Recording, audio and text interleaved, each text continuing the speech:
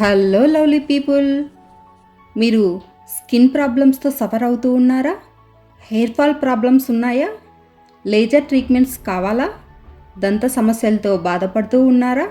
అయితే one stop solution AR clinic.